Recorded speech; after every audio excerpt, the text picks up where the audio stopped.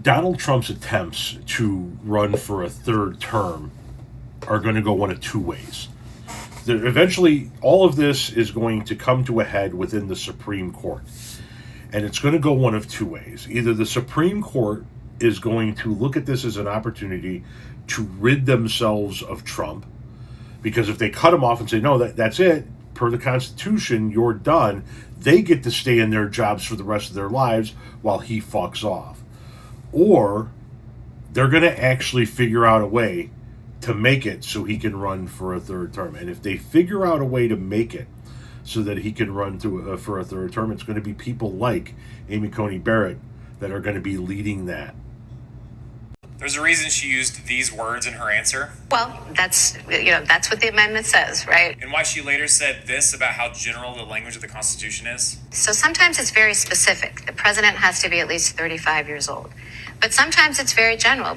This is called testing the waters. Authoritarian regimes often test the waters by floating extreme ideas in a subtle or exaggerated way to gauge public reaction. If there is strong resistance, they may temporarily back off, claiming the proposal was only a joke or a misinterpretation, as Trump often does, and his followers often do for him. The phrases, he's just trolling, or that's taken out of context, need to be aggressively challenged every time we hear them, because history and evidence show that he's rarely joking. As Jason Stanley explains in How Fascism Works, this tactic helps normalize ideas that initially seemed unacceptable by slowly shifting the boundaries of public debate. And once people become less shocked or more indifferent, the regime can reintroduce the same ideas in a more serious form.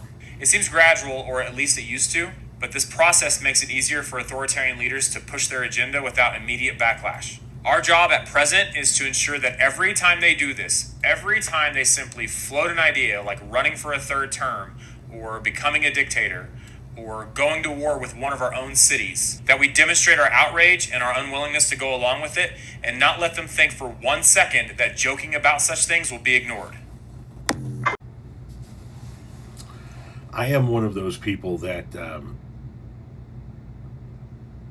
don't necessarily believe that protest gets a whole lot, right? When people take to the streets, listen, it makes your voice heard, but when you're dealing with people like Trump and the modern day Republicans, they don't give a fuck. They don't care if 10 million of you gather in the park to make your voice heard. They don't fucking care. They're gonna do what they want. The only way that they start to care, in my opinion, is if you're not threatening to vote somebody out, but you're threatening to we're just not going to abide by the government at all if you're going to completely strip down everything that we have as the rule of law. And the Supreme Court, I think, needs to know that Americans aren't going to go along with this. It needs to be made loud and clear to them, because ultimately they're going to have the final say of any lawsuit that makes its way through the judicial system for them to interpret on the back end.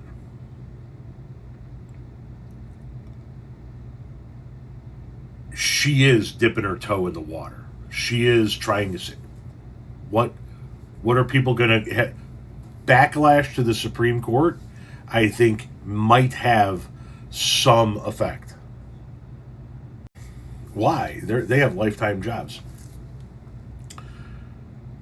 All these Supreme Court justices, they all have different things about them, but one thing I believe unifies them, and that is what they want their legacy to be, because they are part of a very select group of people that have a lifetime job, and a very select group of people over the history of our country that have had this extraordinarily important position, and legacy means something. I think legacy means a lot to Edwards. I think it means a lot to him. Just my 2 cents.